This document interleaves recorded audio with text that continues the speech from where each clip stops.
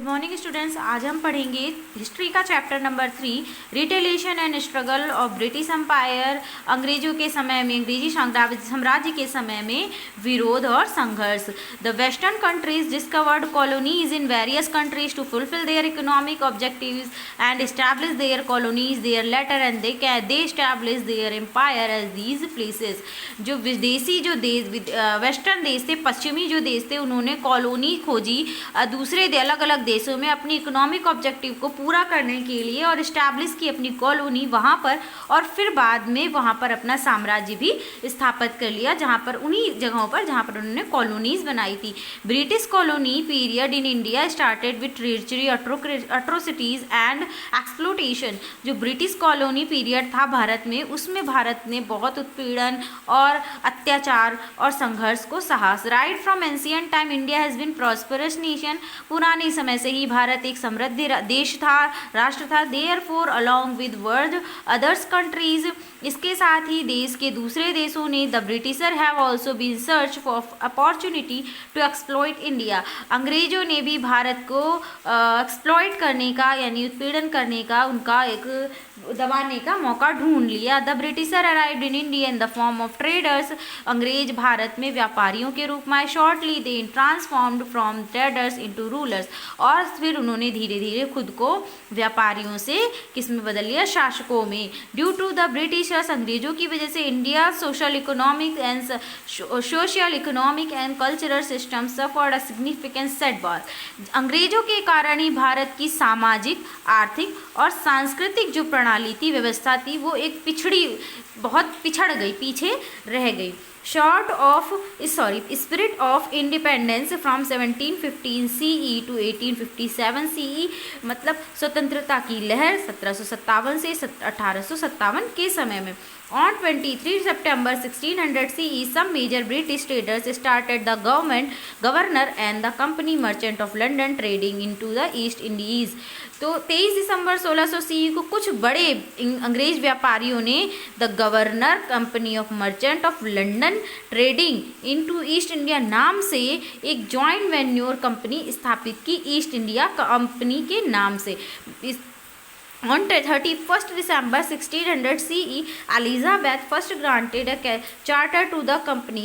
31 दिसंबर 1600 को एलिजाबेथ प्रथम ने सबसे पहले एक चार्टर कंपनी को की ग्रांट किए, उसकी अनुमति दी। Granting it sole right the traders with the East in East, जिसके साथ इन्हें पूर्वी देशों में व्यापार करने का अधिकार मिल गया। In 1612 CE the East India Company establish is first permanent trading hub in Surat. 1612 में ईस्ट इंडिया कंपनी ने अपना पहला हब, व्यापार का पहला केंद्र कहाँ पर स्थापित किया? सूरत में। In Madras Chennai 1604 it built the fort named Saint George. 1604 में चेन्नई, मद्रास चेन्नई में सेंट जॉर्ज नाम से एक किला बनाया। In 1717 CE it acquired a firman of from Mughal emperor Farrukhsiyar, और फिर 1717 ईस्वी में इन्होंने क्या हासिल कर लिया? वहाँ पर स्वामित्व हासिल किए, किससे? मुगल सम्राट फारुखशियार से, and obtain the land of ownership of 38 village, और 38 गांवों की स्वामित्वता भी ले ली, यानी कि वहाँ पर ओनरशिप ले लिया, अधिकार ले लिया। In exchange of small grant of 3000 rupees, 3000 रुपये के छोटे से अमाउंट के बदले में he made the company goods duty free. उन्होंने कंपनी की गुड्स यानी चीज़ों, सामानों को ड्यूटी फ्री बना दिया। एंड फॉर रिबेट फ्रॉम और टोल टैक्स,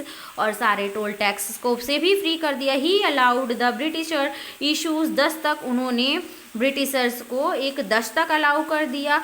दस्तक यानी कि एक स्पेशल लेटर अप्रूवल का, जिस पर लिखा हुआ था कि इनको सभी गुड ड्यूटी से फ्री किया जाता है और रिबेट सारे टैक्स से कर दिया जाता है। Company paid more attention on Bengal, company ने बंगाल में ज़्यादा से ज़्यादा ध्यान देना शुरू किया। बिफोर 1757 CE 1757 ईस्वी से पूर्व the britisher defeated the other European companies, अंग्रेजों ने दूसरी यूरोपीय कंपनियों को हराया एंड इस्टेब्लिश देयर सॉवरेनिटी, और वहाँ पर अपनी स्वामित्व अधिकार करवाया, यानी कि उनको अपने अधीन कर लिया। आफ्टर ऑब्टेनिंग फिर मैन फ्रॉम मुगलों से अधिकार लेने के बाद East India Company increased its interference in Bengal में अपना हस्तक्षेप बढ़ा दिया, अपने इंटरफेयर करने लगे वहाँ पर ज़्यादा ही। Nawab of Bengal Alivardi Khan died on 10 April 1756 CE। Bengal के जो नवाब थे अलीवर्दी खान, इनकी मृत्यु 10 अप्रैल 1756 में हुई। हिज सक्सेसर, उनके उत्तराधिकारी Sirajuddaulah who was the son of his younger daughter became the नवाब।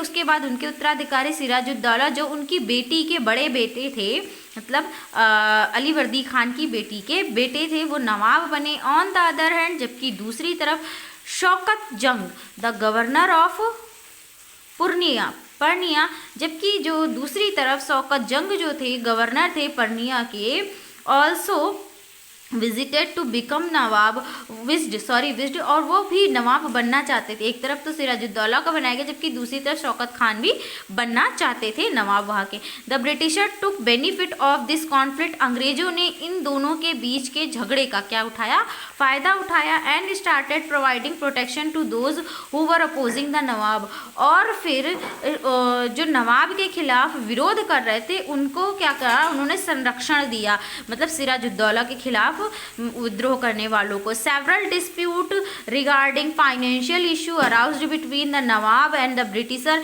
फिर कुछ मतभेद उत्पन्न हुए, आर्थिक इशू, फाइनेंशियल इश्यूज उत्पन्न हुए, किसके बीच में, नवाब और ब्रिटिशर्स के बीच में। एज अ कॉन्सिक्वेंसेस, जिसके परिणाम स्वरूप battle of Plassey took place on 23 जून, जिसके परिणाम स्वरूप 23 जून को प्लासी का युद्ध हुआ 1757 CE, यानी 1757 में, in which the Britishers emerged the victory, जिसमें अंग्रेजों की विजय हुई। And the Nawab was killed, और नवाब मारे गए। कब, 23 जून 1757 के प्लासी के युद्ध में। The Britisher appointed Mir Jafar as the nawab of Bengal, फिर अंग्रेजों ने मीर जाफर को नवाब बनाया, कहाँ, बंगाल का। By which Britisher sovereignty was establish in Bengal, जिसके द्वारा अंग्रेजों ने बंगाल को अपना गुलाम बना लिया, वहाँ पर अपना प्रभुत्व स्थापित कर लिया।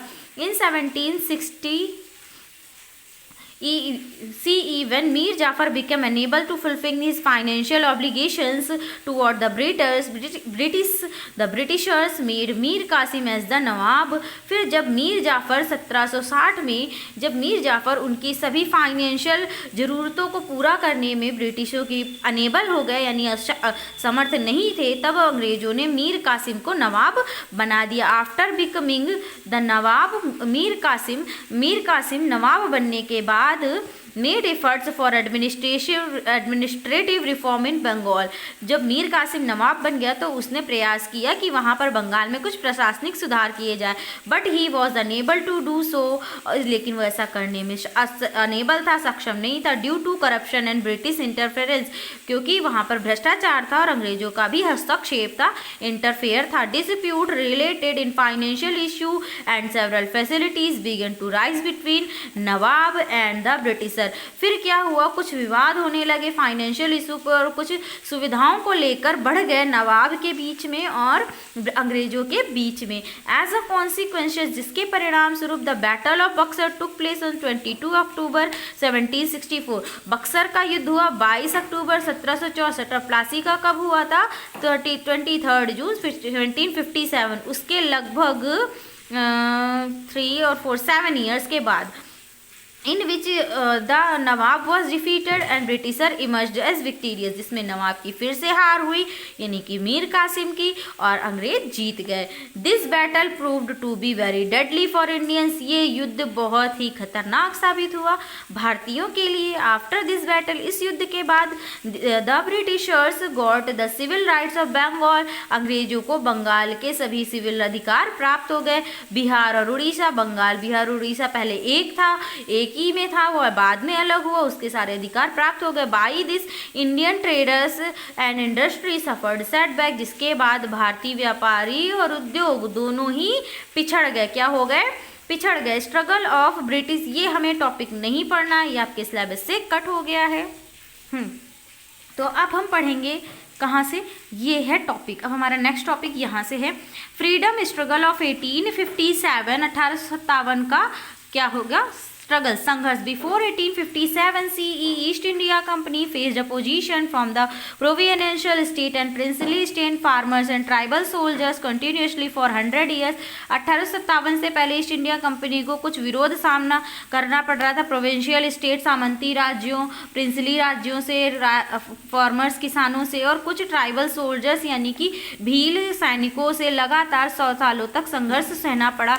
बट इन 1857 1857 में the Britisher had to face a joint revolt of Indians, लेकिन 1857 में अंग्रेजों को एक मिला जुला भारतीयों का विद्रोह देखना पड़ा। एंड फर्स्ट टाइम, और पहली बार, but Britisher used their diplomacy, लेकिन अंग्रेजों ने अपनी नीति को उपयोग किया and the policy divided and rule crushed their struggle, और उनकी नीति थी फूट डालो और राज्य करो की नीति, उससे उन्होंने इस संघर्ष को कुचल डाला। However they were forced to amend their policies, फिर भी उन्होंने अपनी पॉलिसीज को क्या किया? अमेंड करने पर वो फोर्स हो गए, बाध्य हो गए। Form of freedom struggle, form क्या है? किस प्रकार का स्वतंत्रता का संघर्ष था? Historian are of different opinion regard the form of this first struggle of Indian independence. भारतीय इतिहासकारों के अलग अलग मत हैं, फिर भी उन्होंने इसे भारतीय स्वतंत्रता का पहला संघर्ष कहा। On one hand the British and European historian, जबकि ब्रिटिश और यूरोप के जो इतिहासकार है, कॉल इट द स्पॉइम्यूनिटी, इसको स्पॉइम्यूनिटी नाम से बोला। Reaction of atrocities on Muslim conspiracy, मतलब कि रिएक्शन क्या है? मुस्लिम कॉन्स्पिरेसी, मुस्लिम वाद विवादों की क्रूरता का इन्होंने क्या कहा? प्रभाव कहा, रिएक्शन का। ऑन द अदर हैंड, जबकि दूसरी तरफ the Indian historian and scholar believe, और जबकि भारतीय इतिहासकार और विद्वानों का मानना था that starting from military unrest, सैन्य असंतोष के से this struggle took extreme form of the first massive revolution, जैसे जब सेना में असंतोष व्याप्त हुआ तो ये जो विद्रोह था, रिवोल्यूशन था, बहुत एक्सट्रीम फॉर्म इसका हो गया पहली बार। लेटर, बाद में this struggle took a form of nation wide revolt and freedom struggle, बाद में ये संघर्ष, यही सैन्य संघर्ष पूरा देश में फैल गया, देश के विद्रोह के रूप में और फ्रीडम स्वतंत्रता के संघर्ष के रूप में फैल गया। सुरेंद्र नाथ सेन हैज रिटन, सुरेंद्र नाथ सेन ने लिखा है, क्या लिखा है? This struggle started in the name of religion and in the form of freedom struggle, ये जो स्ट्रगल था ये धर्म के नाम पे शुरू हुआ था, क्योंकि जो मंगल पांडे थे उन्होंने कहा हम हिंदू हैं, मुस्लिम, हम गाय की चर्बी को और सुअर की चर्बी को नहीं खा सकते, जो कारतूस में लगी थी, यानी धर्म के नाम पे शुरू हुआ था और आखिरी में स्वतंत्रता के संघर्ष के रूप में समाप्त हुआ। इन हिज बुक, उनकी किताब सुरेंद्र नाथ सेन की book war of India and independence, भारतीयों की स्वतंत्रता का युद्ध, doctor Vinayak Damodar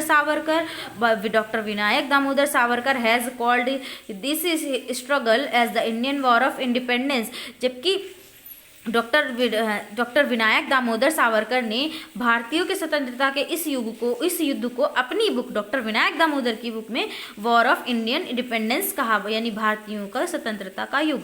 reason of the freedom struggle, क्या कारण थे जिनकी वजह से ये हमारा फ्रीडम स्ट्रगल स्टार्ट हुआ? तो देखते हैं, 4 पॉइंट है। इकोनॉमिक पॉलिसी ऑफ ब्रिटिशर्स, अंग्रेजों की आर्थिक नीतियाँ, irrational principle of Lord Dalhousie की अत्याचार भरी कुटिल नीतियाँ, ब्रिटिश पॉलिसी एम्पायर एक्सटेंशन, अंग्रेजों का एम्पायर बढ़ाने की नीति, social religious and military reason, सामाजिक, धार्मिक और आर्थिक कारण, कुछ ये भी कारण थे।